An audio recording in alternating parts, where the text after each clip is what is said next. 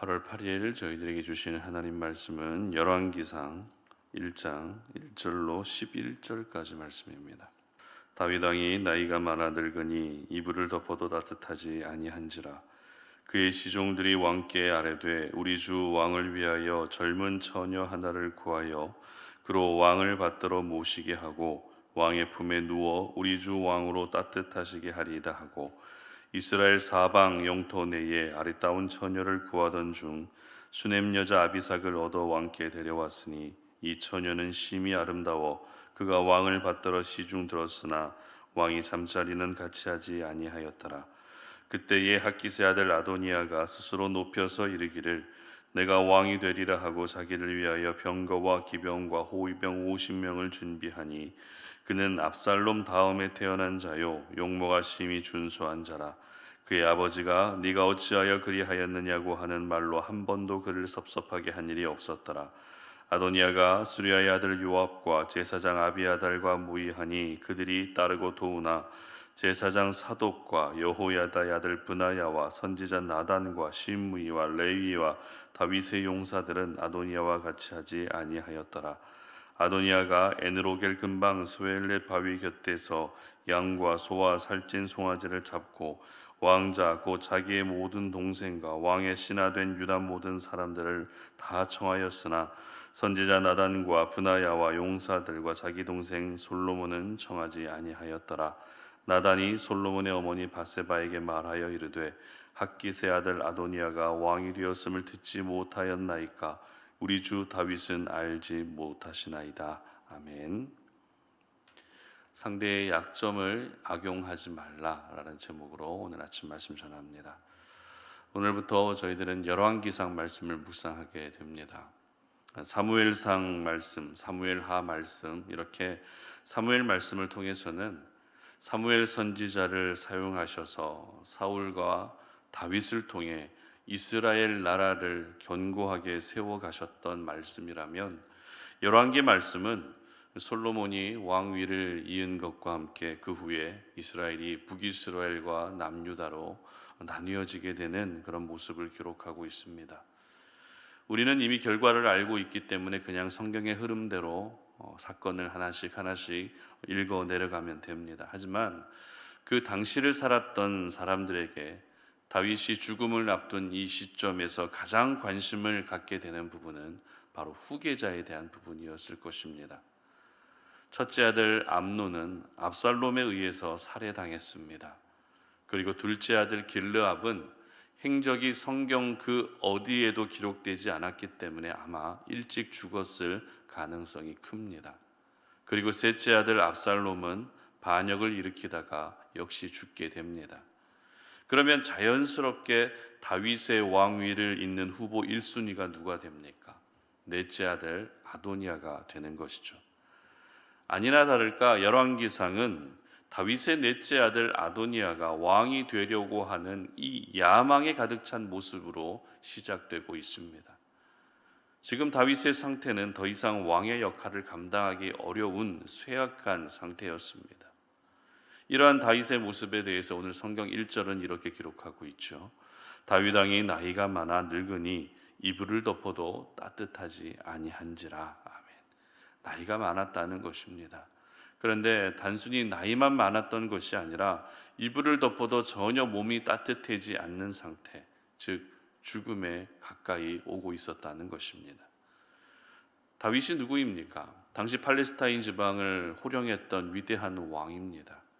때로는 실수하고 또 때로는 넘어지는 순간도 있었지만 그래도 하나님의 마음에 꼭 드는 사람 다윗이었습니다. 그런 다윗이 더 이상 왕으로서 어떤 영향력도 행사할 수 없는 쇠약한 상태에 이르게 된 것입니다. 이러한 다윗의 상태가 말해주는 것이 무엇이라고요? 바로 후계자를 빨리 뽑아야 된다라고 하는 그런 생각들을 누구나 가질 수밖에 없었다는 것이죠. 다윗의 뒤를 잇는 새로운 왕을 하루라도 빨리 세워서 백성들이 혼란에 빠지지 않게 해야 할 때가 됐다는 것입니다. 물론 순서를 보게 되면 아도니아가 왕이 되는 것이 가장 자연스럽습니다. 하지만 다윗이 생각하고 있었던 후계자는 아도니아가 아니라 솔로몬이었죠. 아마 아도니아 역시 위기의식을 감지했을 가능성이 큽니다. 그래서 막강한 영향력을 가지고 있었던 요압과 아비아달과 함께 모의했던 것이죠. 그러나 문제는 이러한 아도니아의 모습이 결코 순리가 아니었다는 것입니다. 순리대로 행하지 않고 스스로 왕이 되려 했다는 것이죠. 그런데 아도니아의 모습이 더 용서받기 어려운 이유가 있습니다. 바로 아버지 다윗의 약점을 악용해서 왕이 되려 했다는 것입니다. 다윗의 상태는 조금 전에 말씀드린 것처럼 죽음을 앞둔 상태였습니다. 다윗은 이미 약해질 대로 약해져 있었고 모든 분별력마저도 흐려져 가고 있는 그러한 상태. 이 연약함이 바로 다윗의 약점이었던 것이죠. 바로 이 약점 이용해서 아도니아는 스스로 왕으로 세워지려고 했던 것입니다.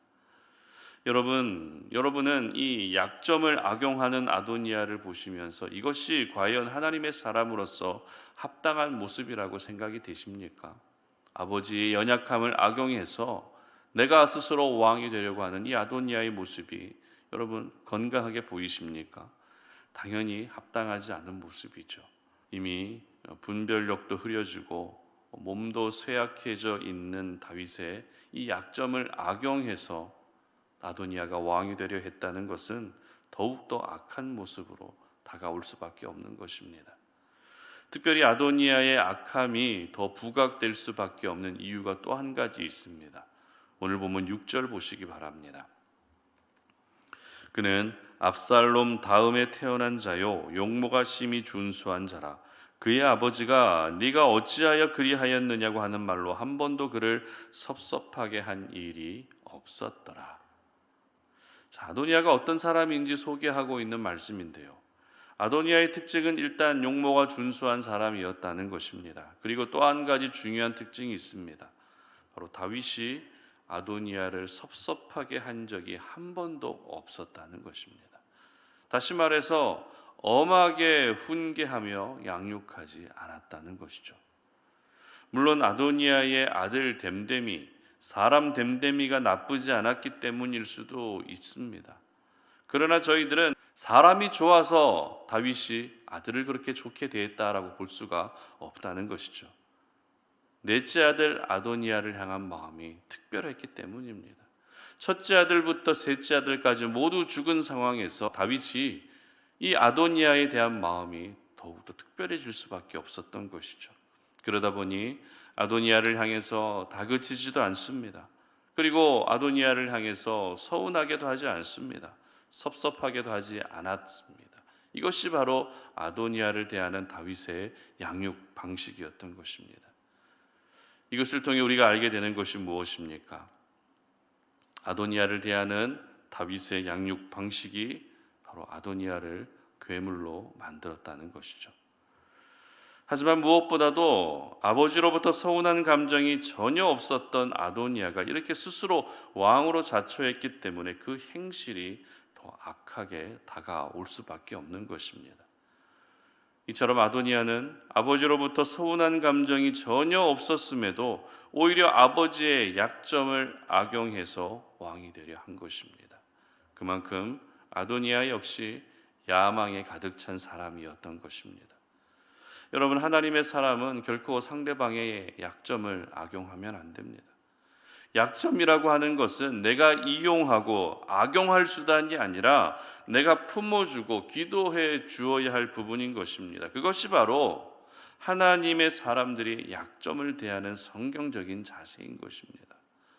아도니아 역시 아버지가 이불을 덮어도 따뜻하지 않을 정도로 노쇠했고 죽을 때가 가까이 왔다라는 것을 하나님의 마음으로 받아들였다면 오히려 아버지를 위해 기도해 주는 것이 맞겠죠.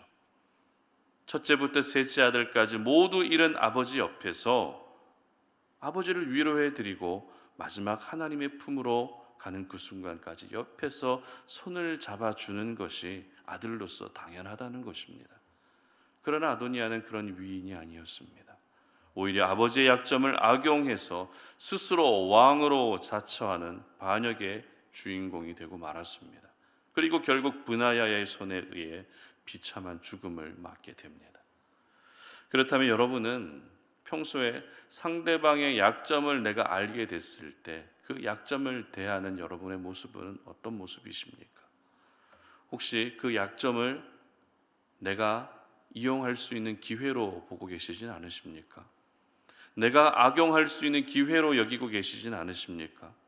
물론 세상 속에서는 약점을 이용하는 것이 내가 성공하는 길이다라고 가르치고 있습니다. 스포츠 경기에서도 상대방의 약점이 파악되면 그 약점을 집중 공격해야 된다라고 가르칩니다. 하지만 그것은 세상의 논리일 뿐입니다. 하나님은 약점을 악용하지 말고 오히려 약점을 품고 기도해 주라고 말씀하십니다.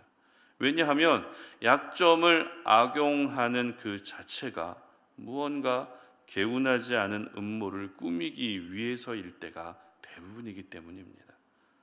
여러분, 가족들의 약점을 알고 계십니까? 여러분과 경쟁해야 될 사람들의 약점을 알고 계십니까? 여러분의 동력자들의 약점을 알고 계십니까? 그렇다면 이제는 그 약점을 품고 기도해 주시기를 바랍니다. 그들의 약점을 내가 어떤 경로를 통해서든 알게 되었다면 그것은 약점을 악용하라고 알게 하신 것이 아니라 약점을 기도해 주라고 알게 하신 것입니다. 약점을 악용하지 않고 약점을 품고 기도해 주는 사람이 이 세상과 구별된 하나님의 사람입니다. 약점을 품고 기도해 주는 사람이 이 시대 하나님이 원하시는 그리스도인의 모습인 것입니다. 특별히 오늘 아도니아가 반역을 일으킬 때 함께 모의했던 사람이 누구였죠? 요압과 아비아달이었습니다. 반면에 아도니아가 끝까지 반역의 현장에 청하지 않은 사람은 나단과 브나야 그리고 솔로몬이었습니다. 무슨 말인가 하면 약점을 함께 악용할 만한 사람도 있지만 반대로 약점을 절대 악용하지 않는 사람도 있다는 것입니다. 아도니아는 요압과 아비아달을 바로 다윗의 약점을 함께 악용할 사람으로 봤다는 것입니다. 그러나 나단과 그리고 브나야 그리고 솔로몬은 다윗의 약점을 악용할 사람이 아니라는 것을 알았기 때문에 끝까지 그들을 청하지도 않았던 것입니다. 우리의 인생은 아도니아와 같은 인생도 되면 안 되겠지만 함께 모의했던 요압과 아비아달과 같은 인생이 되어서도 안 됩니다. 그러므로 여러분 오늘 하루 살아가실 때 사람들의 약점을 악용하지 않으시기를 바랍니다. 약점을 악용하는 사람이 아니라 약점을 품고 기도해 주는 사람이 되시기를 바랍니다. 그래야 여러분도 결정적인 순간에 여러분의 약점이 악용당하지 않는 것입니다. 바라기는 우리 성도님들 오늘 하루 살아가실 때 누군가의 약점을 품고 기도해 줄 수 있는 그런 넉넉한 마음을 가진 그런 하루가 되시기를 주님의 이름으로 축복합니다. 함께 기도하겠습니다. 하나님 아버지 감사합니다. 오늘 우리가 이 아침에 주님의 말씀을 묵상하며 하나님의 은혜를 또 구합니다. 이 새벽에 주님 앞에 나와 기도하면서 우리가 이 땅을 살아갈 때 많은 사람들과 여러 관계들을 맺으면서 그들을 알아가고 그들과 이야기를 나누며 살아가고 있는데 어떤 경로를 통해서든 우리가 그들의 약점을 알게 되었다면 그 약점을 악용하는 사람이 아니라 약점을 품고 기도해 줄 수 있는 하나님의 마음을 가진 사람이 될 수 있도록 도와주시옵소서. 그래서 약점을 볼 때마다 그것을 내가 그 사람을 무너뜨릴 수 있는 그런 기회로 여기지 않게 하시고 오히려 그 사람을 더 사랑하고 그 사람을 더 품을 수 있는 기회로 여기며 하나님의 마음을 가진 주님의 사람으로 오늘 하루를 살아갈 수 있도록 도와주시옵소서. 감사드리며 예수님의 이름으로 기도드립니다. 아멘.